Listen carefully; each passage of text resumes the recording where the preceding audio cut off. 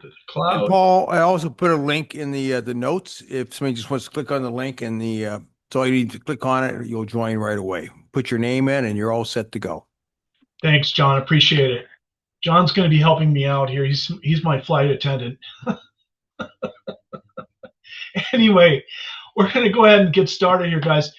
So yeah, if you want to play on this game, there's a link in the Q&A or the webinar chat. John put that in there. You can click on that. That opens up another browser.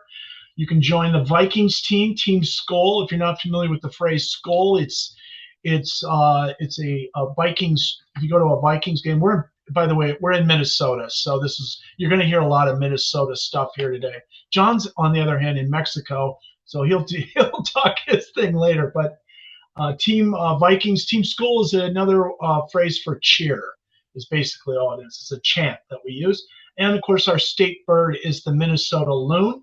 So we got the Team Loons playing against the Vikings team, Team Skull. So go ahead and join a team if you like. We're going to go ahead and get started. On the right-hand side, for those of you that can't play or just want to view, that's fine too. On the right-hand side is the participant view. This is what it would look like on your phone or your browser window. So that's why I have that open. I'm going to close this here in a second, but I just want to make sure you're aware of what's going on the other side. I am Paul Keller. I've been with C3 SoftWorks since the beginning, since the very first day we started, and which was about in 2008. We've been around for over 15 years. I've been working in the field of games and gamification even longer.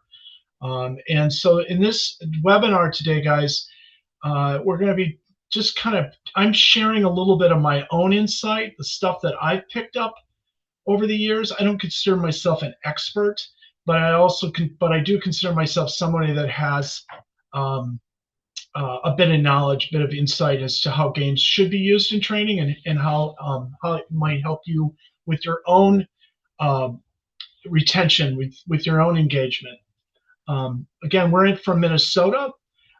It's a lovely 20 degrees here in St. Paul, in the northern suburbs of North St. Paul area. And yeah, so let's go ahead and get started. I'm going to go ahead and mute this, or not mute this. I'm going to go ahead and hide this screen for now. So in today's session, again, we're going to be talking a little bit about games in general, some of my own just general ideas, thoughts on how games should be used. We're going to be using Dash. This is the software tool that you're currently signing into. It is part of the BRAVOZONE suite. There are 10 different game templates that you can use in the software, and one of them is called Dash.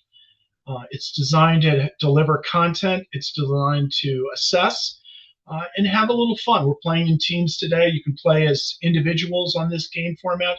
Don't have to play in teams, but it allows everyone to kind of participate in the session. If you do webinars, right? If you do virtual settings, these are sometimes fairly challenging. Everyone's muted sometimes. This is an excellent way to keep people engaged during your presentation. So I'm going to take you through the back end of the software, how you can easily create your own game in a matter of minutes. This is very simple to use templated software. And then show you how to set that up and present either in a classroom setting or online. So the first question I have for you guys here is, when someone says, let's play a game, what's your first thought that comes into mind?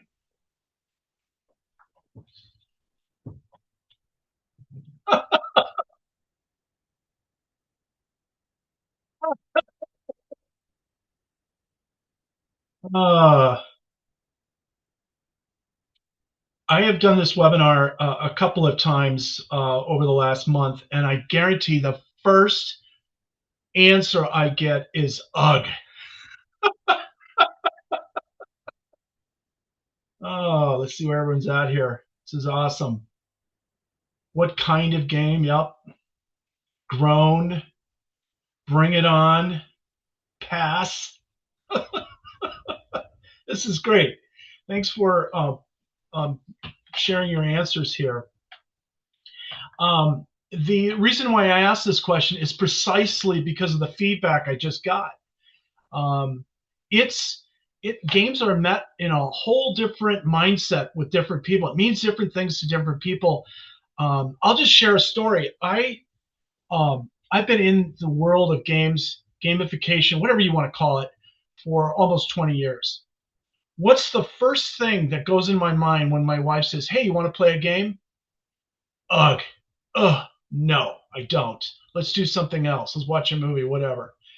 I don't really like playing games that much. But here's the thing: once I'm in a game, then I'm in it. I'm having a good time. I'm engaged. I'm laughing. I'm paying attention. It's just automatic. So we all look at games a little differently. Some people they embrace it. They can't wait. They look forward to it, and some people are very hesitant. I just want to get my stuff done and move on. So think about that when you're thinking about incorporating games in your own workforce, in your own space. It's oftentimes looked upon differently by different people. So excellent. You're still getting more feedback. This is great. All right.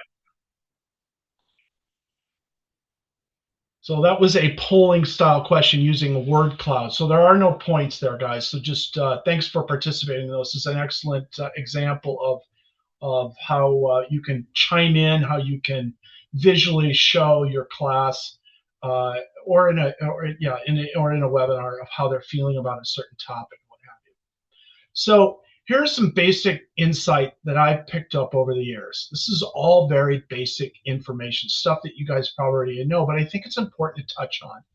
And in a little bit, I'm asking John Dillon. He's a trainer in the paramedic. He trains paramedics and EMTs and police officers on public safety, all sorts of things. And he's going to share on his own ideas about using games as well. But one of the first things that John and I both agree on is, does the educator know why they're doing the game, why they're presenting the game? Is there a real objective to it? And so oftentimes when I talk to a trainer and ask them why they want to use a game, well, well, we want to have fun. We want to add some energy in the room. It's pretty dry, pretty difficult material, whatever. That's fine. That's the basic reason, obviously. But I think sometimes, and not always, but sometimes trainers will have a little bit more. They can use the games for a little bit more of a purpose, and that's to really, truly deliver your content. It's everything you're already doing in a session today, but it's applying that game aspect to deliver the content more effectively and help engage the learner. And when you're doing that, especially in a classroom setting, but even online, you're uncovering certain times throughout the game those aha moments, those moments where it's like a little light bulb goes on and you can highlight certain things. Maybe there's a knowledge gap. Maybe there's 80% of the room is giving you the wrong feedback or the wrong information. So that's going to allow you to turn that moment and kind of isolate a little bit. I always encourage trainers to use the game to have discussion, to have feedback, to allow students not just answer the question, but articulate why they answered that, to allow yourself to go a little deeper into the material. It's not just questions and answers, but allowing you to go over, maybe it's a video, maybe it's a slide, whatever it is that allows trainees to verbalize certain parts of the format. Bottom line is this: it's a game, but it really isn't about the game itself. It's how you're using the game to deliver your material, and that's what really matters. And again, John's going to show you real time, or not real time, but real life scenario of how he uses a game in his own to do just that. All right, second question. The following should be considered when using a game for training. You can select all that apply here. You need clear ground rules, know your students. Is there a prize or reward? Is there a length of time? What's the length of time and a clear objective? Looks like Team Blue got the answer correct first. One of the things you can do with the software, and I'll get into this a little bit, is you can award first answers, correct first answers, bonus points, those kinds of things as you're doing the presentation. So on the right-hand side, you can get a percentages of where my answers are coming from. This is sometimes important because I'm going to be able to find if there are any big gaps here. I haven't even revealed the answers yet. Another part of this software is that I don't have to wait for the timers to run through. There is a timer on some of these game questions. Right now, I've just kind of opened it, but I don't have to let everyone answer in. I've got enough of a feedback right here as to where everyone's at. So I'm going to go ahead and advance the screen. And yeah, these are all correct answers, obviously. So you guys are on par here. And basically, what I'm doing, guys, is I'm using this question as you would with a PowerPoint slide. You're taking the question and the answers. They're all correct answers. It's obvious. But you're using this as touch points. So you guys are a little bit more engaged in the presentation, and I'm just laying out some basic points. You got to have clear ground rules. That's number one. Well, it doesn't have to be number one, but is the game simple enough? Is it laid out so it makes sense? And what are the, what's the objective, right? Why am I playing this game? What's the purpose of this thing? Because if it's not simple enough and it's not well laid out enough, you're going to probably want to check out. It's like, this is a waste of time. It's like, why are we doing this? So keep that in mind. Where are your students coming from? Is this new information that you're challenging them on? That's great. I love pre-test or introducing material that they don't know in the form of a game.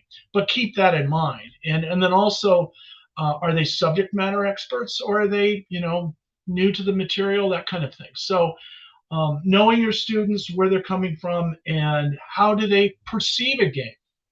Are they competitive? Are some of them introverts? Using a game for introverts is perfect. It draws them out in a very safe manner, right? Allows people to play a game and kind of connect with those folks sometimes when they're just sometimes fairly quiet in the room. I usually don't get too caught up in prizes or awards. Keep in mind when you're playing a game, especially in a classroom setting, it's not about winning anything really. Just being on the top of the leaderboard or your team winning, that kind of thing is enough. But it's up to you guys. You can certainly invite awards and that kind of thing. But this is usually not all that important. The length of time is important. I can't tell you how many times I've talked to trainers who have introduced a game and they ran out of time. And there's some frustration there. So you want to build in enough time into your presentation to allow for a game to play through. Keep in mind, a game doesn't have to play through start to end right up front.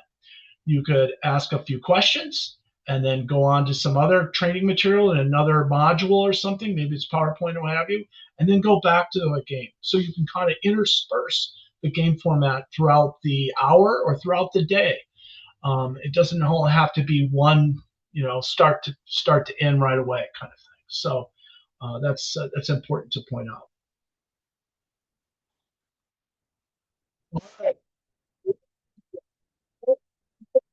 Up at 212 points, team school. You got plenty of time here. So bottom line is this, guys, gamification, if you haven't already thought about it or if I hadn't made it already clear, it means different things to different people. Bottom line is that all you're doing with it is you're taking some sort of game element, I don't care what it is, and applying it to your task at hand.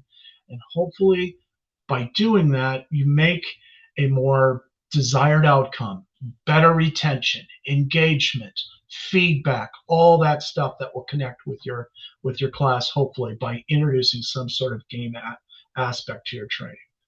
That to me is all gamification is. So take it as.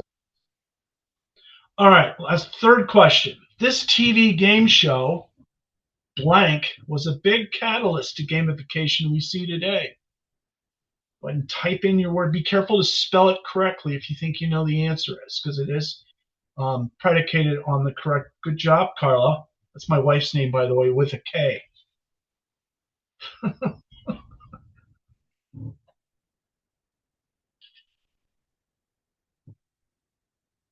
By the way, if you guys have any questions for those of you that just joined, um, there's a BRAVOZONE. I think John chatted in the chat window a link you can join. You can join any time in these games and in this presentation.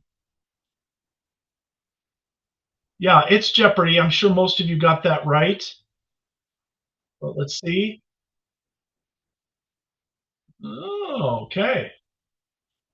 Yeah, Jeopardy.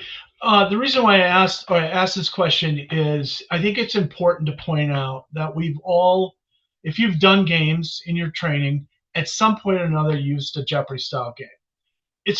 Jeopardy has been around since 1964, and I'll be honest with you, I am absolutely amazed at how this game is still as popular as it still is on TV and also in the workplace.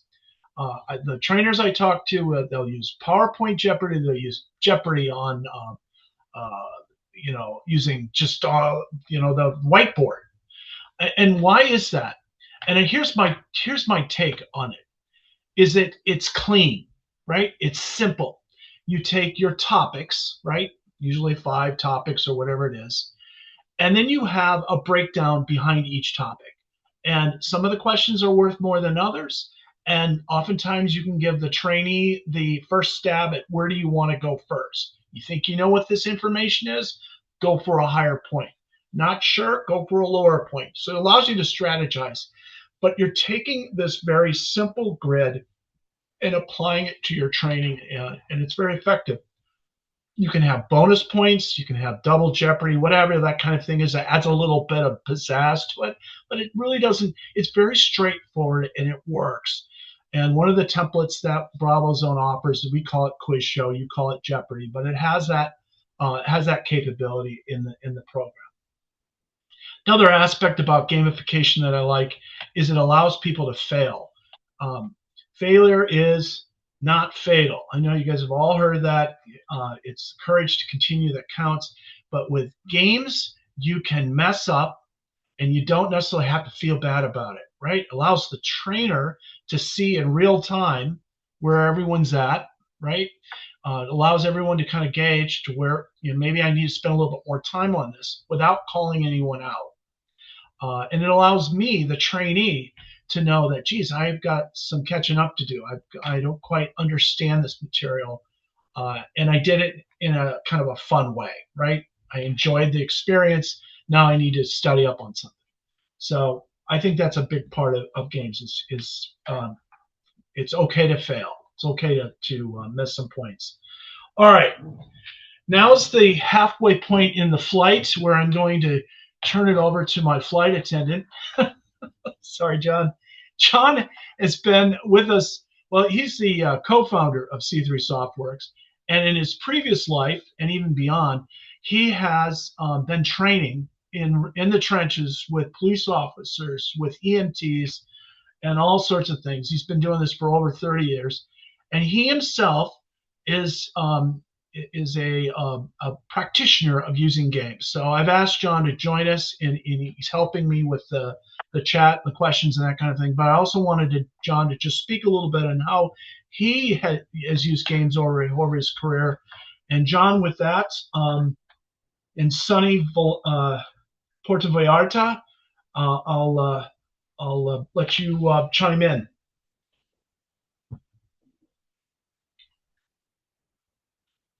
John? Uh-oh. Here's that turbulence I was speaking about. Let me see if I can get you to speak. Hold on 1 second. Hold on. I see your mute button.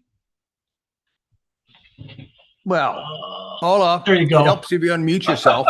That was my fault. Mi culpa, lo siento. Buenos dias, everybody. So anyway, sorry about that. It was just a simple mistake. one of the things when I was doing training, for, software and stuff like that, is I always tried to find engaging ways to deliver content to my students. And even then, I had to be very careful about the word fun because a lot of times, when it comes to training, especially when I'm doing training for other departments, they are spending more money on the training, the hours of the people attending the training, than they are for the training. So it's very important that the whatever we're doing delivers the content. And so I really always had to be very careful, especially with companies, had to be very careful about using the word fun because, you'd get managers, they're not here to have fun, they're here to learn.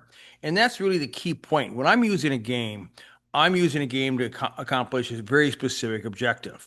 Fun is just really a tool I'm doing to help me achieve my objective. Just no different if I'm using activities or exercises, triage, moulage, whatever the case may be. So, and in the group I taught, specifically police officers, it was like teaching kindergartners. I always joke about this, but it's so true. I felt like I always had to entertain them to deliver content. Okay. Uh, so let's go ahead and advance. So all I want to really talk about, and Paul already talked about this, is really have a specific objective. And really how I use a lot of times a game, I'll use it like I use PowerPoint. PowerPoint really is bullet points with images, sometimes videos, uh, lots of different information in there. What I use really is a platform to deliver content. When I use a game, I'm really doing the same thing. Sometimes I'll have preview slides, which I'll show you an example here in a minute. I will use the question now, and to go beyond the answers. And a lot of times, if there's 4 or 5 answers there, each answer can be a bullet point. And one of the things I always like to emphasize, wrong answers are excellent learning opportunities. In fact, I would a lot of times create questions that would have distractors that really kind of fell into common myths or misunderstandings about a specific topic. And so I go beyond the question and the answer. The one difference with Jeopardy, the television show, other than saying it's right or wrong, they don't spend any time on it. Where I could spend 5 or 6, 7 minutes on one topic. So between the preview slide, the summary slide, and the question and the answers itself, I could spend a couple minutes on it. So unlike the Jeopardy show, they may go through 61 questions in a period of 20 minutes. I'll go through 25 questions in a period of 50 minutes. So it's really just, I'm using kind of a format, but really with a specific objective. Go ahead, Paul. So I'm just going to show you some questions I pulled, and I pulled something that's kind of generic that even if you're not in healthcare, you kind of get an idea of. Oh, so this is an example of a preview slide. I'm using an image here, but this is maybe information I want to talk about before I go to the question. So one of the common questions I used to get when I was always talking about using games to teach, that was a very specific topic I had. People said, well, I get how to use a game to review, but how do you use a game to teach something if they haven't learned it? Well, it's simple. I use a preview slide. Hey, I want to talk about facts about diabetes, blah, blah, blah, blah, blah. And then I'm going to ask a question on it. And it's from the question, I'm going to help elicit what my audience knows and then expand on that. Go ahead and advance. And so I want you guys to answer. This is an actual question. I actually originally had my PowerPoint slide, so I asked it out loud. Well, when we started going with interactive devices, I was able to actually, uh, I was actually able to come up with questions that really kind of helped me find out what the audience knew.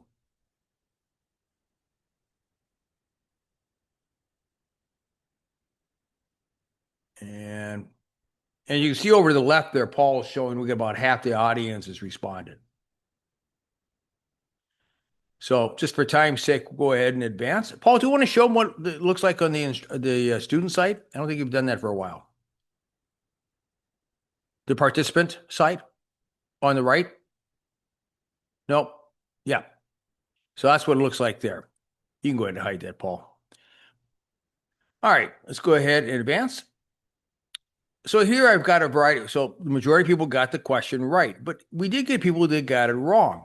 So this is an opportunity to review point by point. I can talk about low blood sugar, diabetes. Unlike sometimes you see in Hollywood or television shows, person's having a diabetic reaction, they're giving insulin that's going to save their life.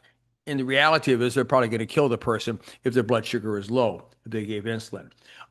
So in essence, we can talk about this, and obesity is a risk factor, and so on and so forth. So go ahead and let's advance. And then I can use a summary slide to bring in additional information. So now I really want to pull it all together. So really, what do I want you to know about diabetes? Diabetes is all about high blood sugar, and really, I want to emphasize that here with the slide. So I used between the previous slide, the question, and the answer. So the one thing this really did is when I was teaching, managers got it. They understood what I was doing. Good educators understand, which most people that were leading the education understood. They kind of say, oh, you're really engaging the audience by using content. This isn't just a game you're using for fun, even though I will tell you, and Paul was there, because I brought some of the staff in to see how my experience with really tough crowds and how the game was really able to control that. And PK can talk about that here in a second. Let's go ahead and advance. Good job, loons. We don't have any loons in Puerto Vallarta. Again, one thing I love wrong answers. And when I'm creating, and again, when you create a game or you create a game, you have to, what is your objective? If I'm using an objective to review for, let's say, upcoming training or a test, those of you in schools and stuff like that, then maybe how I craft my questions will be much different than if I'm using a game to review content or to deliver new content. So again, I've used games a lot of times. This is a quick wrap up. When I used to do a lot of conference speaking, I do a short fun game like Catapult, whatever, with 7 questions in it. Just do a quick review, recap, because usually when you're doing conferences, you want to have people walk away with 5 key points or less. Or if I'm doing, depends on my objective. So I love wrong answers. And again, if you're just finished training and you're doing this as a review and you're finding 40% of the people are getting it wrong, you may want to retweak your training and look at those training gaps that you identified. And again, part of that is not just the game, it's also the interaction you're getting directly with the audience. You can go ahead, Paul. So, John, is this where we come up with the final question? I think it is. Let's play it. So I think this is your question, Paul. This is my question. I actually had a better question to use for image markers. So this is an example, guys, of using image markers for your questions, so that it's one of these icons is the correct answer. By using games, learning retention can improve by up to what percentage? There are studies out there that the answer varies. We got this through the Research Institute of America. I don't think it really matters a whole lot. We just all know that retention does increase. Their answer was 75%. Sorry, I gave away the answer there. But this is just another example where you can see in real time by using an image, right, where everyone's at. So most of you, it looks like most of you said 60%. So sorry I cut some of you off, but I want to be considerate of time because I do want to get into the BRAVOZONE and show you the platform here. So this is the suite BRAVOZONE. I'm going to go ahead and where did we end up here? The loons, looks like the loons came ahead at 584. Good job. And we're going to go ahead and end this session. And by doing so, it allows me to go right into the BRAVOZONE suite itself. So this portion of the webinars, guys, is a very brief overview of the template software that we provide for trainers. One thing I just want to point out, if any of you want to use the software and use it for free, we're sending you, all of you, a link at the end of this session where you can go in and create your own account. You'll have full access to everything. There's no limitations. You don't need a credit card or anything like that. And basically, you can go in and try this software out for 30 days. So all the way through mid to late January. I don't even know what date it is anymore. So you'll have full access to it. Normal trial run is 14 days. We're just, because of the holidays, we're going to allow for a full run into January. So I'm going to basically show you how to utilize the software and how to get started with it. And then feel free to chime in with questions. John is still on the chat window, so John will be answering questions. And John, feel free to interrupt me anytime if somebody has a question or wants to see something. So the BRAVOZONE suite are these 10 templates. Some of them are Hollywood-based games that I've already talked about. Again, they're not trying to mimic what the TV Jeopardy game is like. As John pointed out, you can do rapid-fire questions and answers in the TV format, but really not go anywhere with the content. They'll sometimes show videos or pictures or what have you, but they don't really do. They're not designed to teach, right? It's designed to test the contestants' knowledge. With all of these templates, not just Jeopardy, but all of them allow you to add all kinds of information during the game. That's what this is all about, to deliver your content. So whether it's Jeopardy or a spin-off game we call, it looks like Wheel of Fortune, but it's more like a roulette wheel. And so you have these Hollywood formats, but we're not trying to mimic what the TV formats are doing at all. Billionaire is another one. These two game templates right here are excellent for classroom and e-learning. They just add very fun, whimsical battles or racing themes to your session. Questions will appear, and then depending on how you're doing, will determine the outcome of the battle or the race to the moon, that kind of thing. So these are all very tongue-in-cheek, very fun games to play. These three templates down here, Dash, Tally, Confidence, I was using Dash. I'm going to show you this format in a minute. These three templates are designed specifically to engage, deliver content. It's very straightforward. They're not really using any sort of Hollywood-style game or anything like that. What they do, though, is allow people to play in teams or play on a leaderboard. They allow you to send out content through e-learning for if you're using a learning management system. All of these games, except Tally, all of them allow you to take a game that you've created in a classroom and turn it over to an e-learning quiz in a matter of seconds. It's that simple. So just keep in mind, what I'm kind of focusing on today is classroom-based learning, but you can certainly use these games in an e-learning environment as well. Confidence is a little different. Confidence takes your questions and answers, but before the trainee submits their answer, they're also submitting their level of confidence. How confident are you on your answer? That's what's going to determine your points. So allows the trainer a little more insight as to just how well they think they know what the answer is in the classroom. You can see that too, right? You can, as an instructor, you can see in real time where the class is as a whole, their confidence level on their information. So it's a fun, insightful way to do training. Adds another layer to your session is confidence. Spark and Whirl are specifically designed for e-learning, for mobile learning.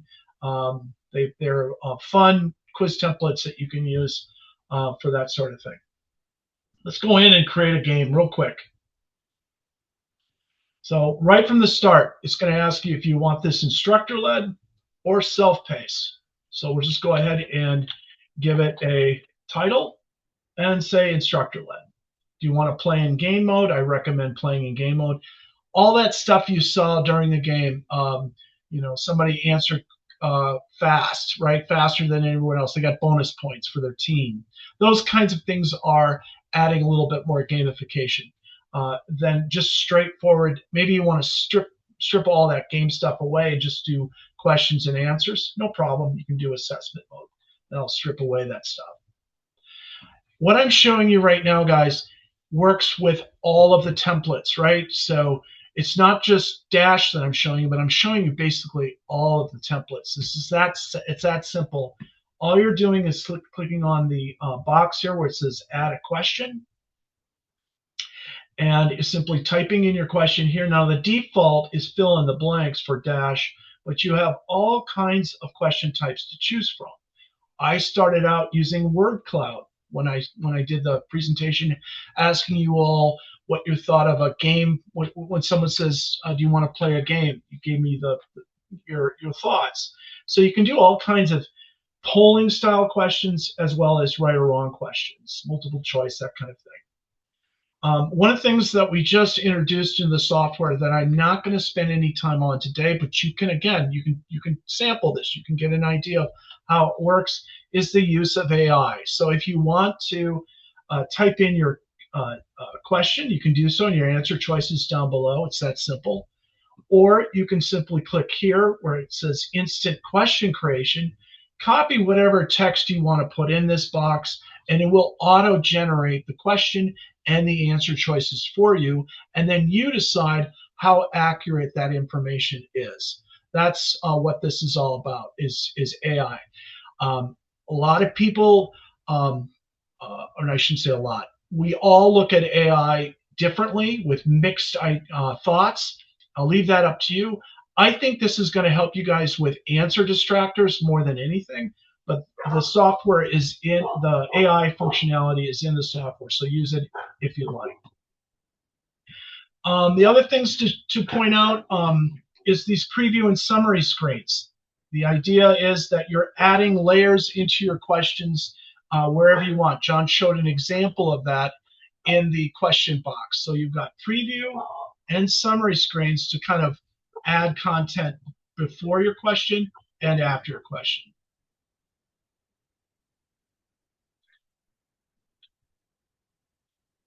Now, the one thing that I want to point out is the software, you can start adding questions in here, but as you do so, the software provides a library, right? A way to add your content into a library. We'll create folders. This is where you can store all of your questions that you've created.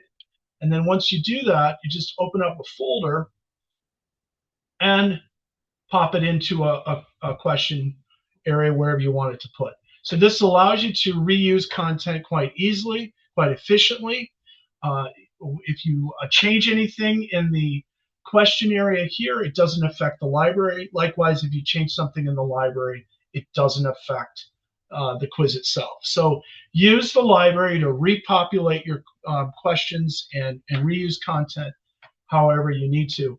A quick note about AI. One of the things that you're going to be able to do soon is to bring in a full document, full PDF or a document, and bring that into BRAVOZONE and auto-generate questions and answers around that document. So you can, and that's all going to reside in the library, and then you decide if you want to reuse that content accordingly. So I think that's going to be a big time saver for a lot of instructors. All right, so that's basically how you're creating your content, creating your questions. It's very straightforward, very intuitive. The rest of this is all kind of done for you.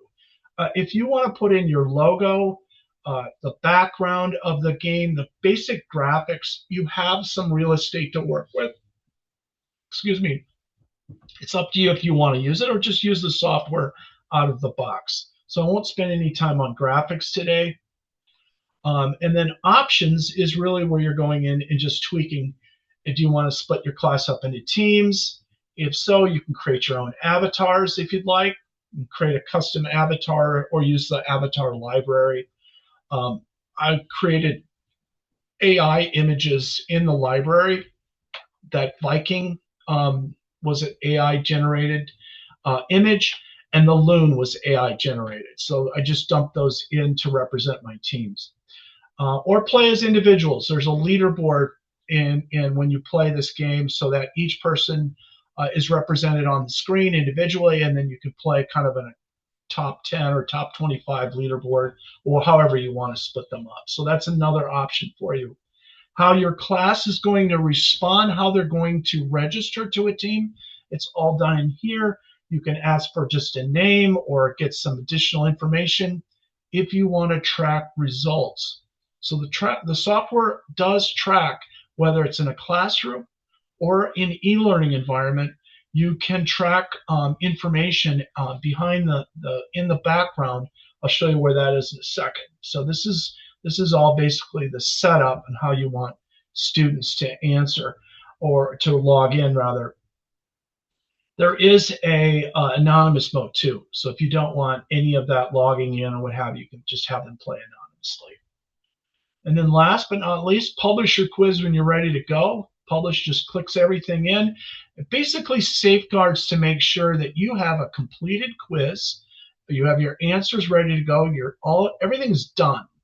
If you don't, if there's a gap there, it will tell you exactly where to go to complete those gaps if you want to go live with it. If you just want to practice with it, that's fine too.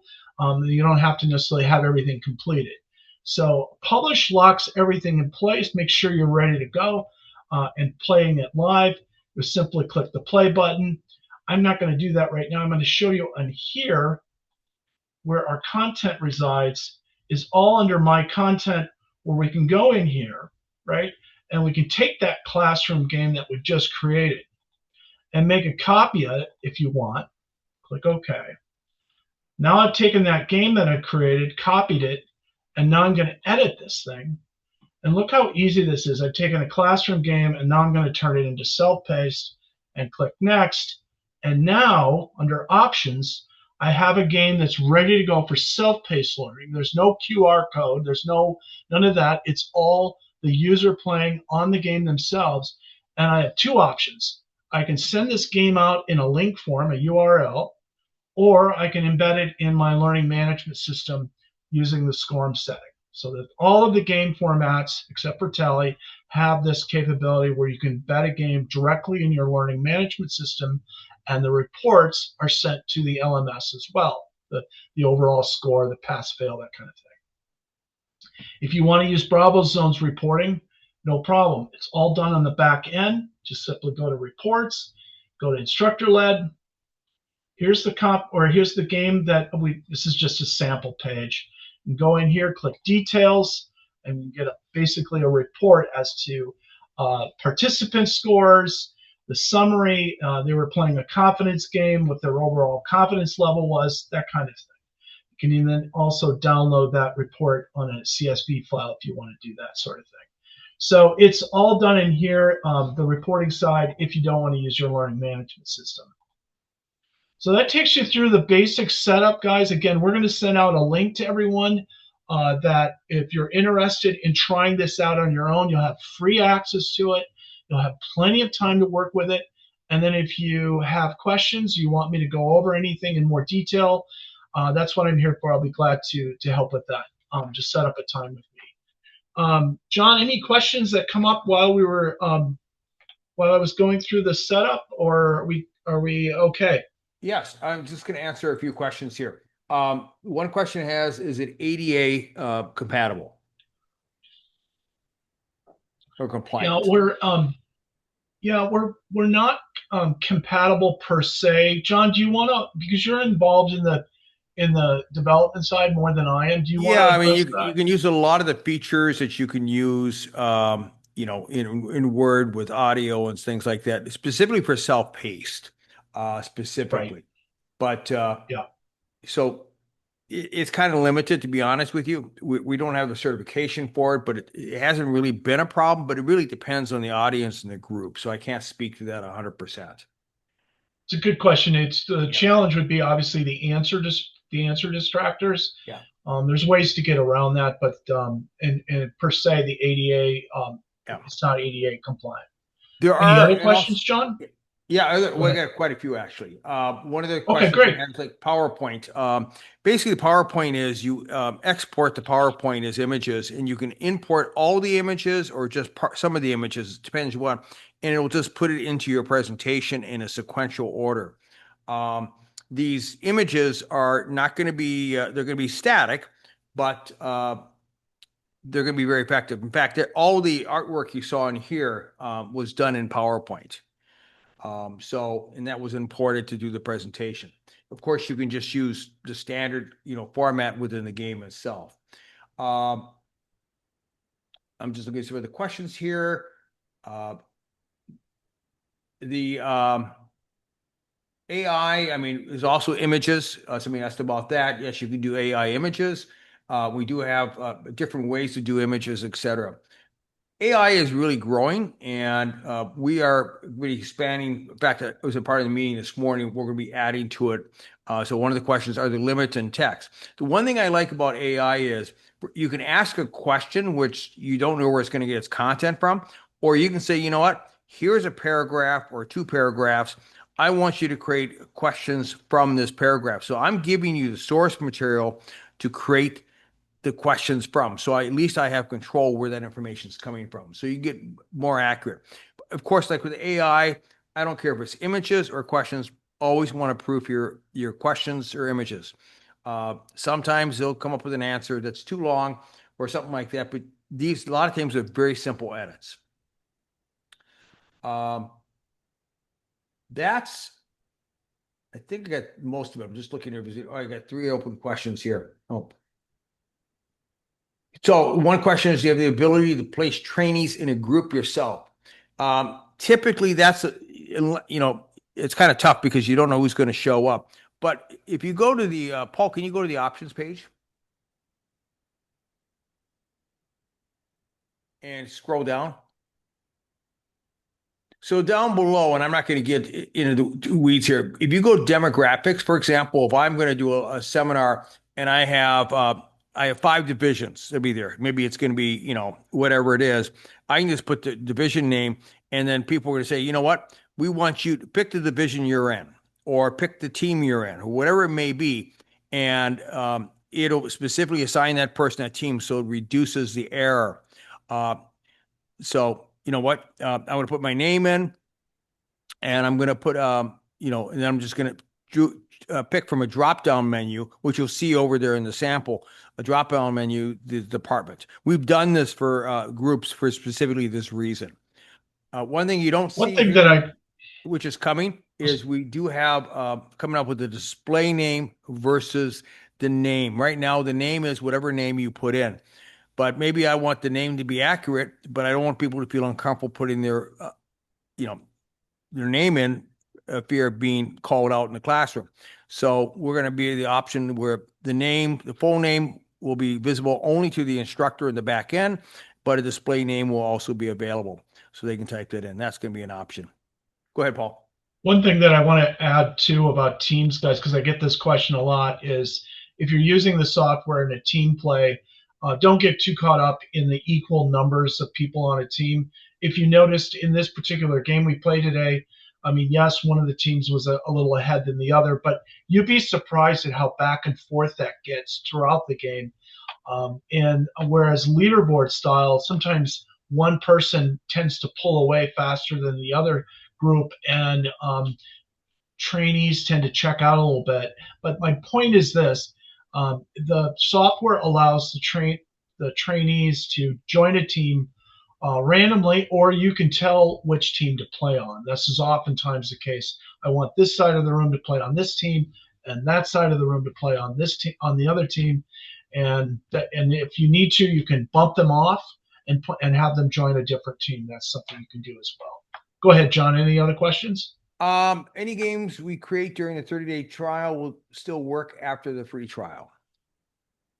Yeah, the great question. The games won't go away, but you will need a subscription for to continue the use. So you won't be able to access the games after the 30-day trial. But great question.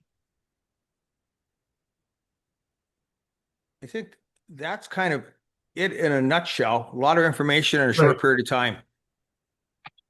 Great. Thanks so much, everyone, for your time today.